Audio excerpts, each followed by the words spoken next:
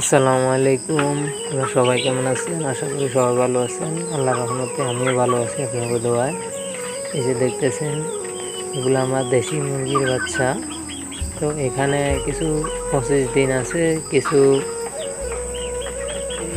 18 দিন, 17 দিন কিংবা 18 দিন আছে। তো আমি এদেরকে আসলে এখনও ছেড়ে দিই নাই, এখনও একটা খাঁচার ভিতরে বন্দি করে রাখছি।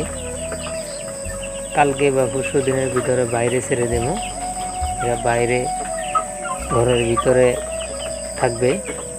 তো যা হোক, আজকে ভ্যাকসিন দেওয়ার কথা, আজকে এই কারেন্ট নাই, সেই জন্য ভ্যাকসিন দেওয়া হয় নাই। দেখি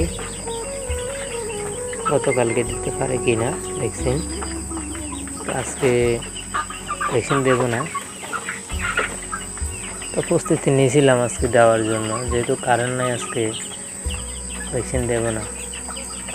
তো কারো যদি দেশি মুরগির বাচ্চা যদি লাগে, ফোন দিতে পারেন।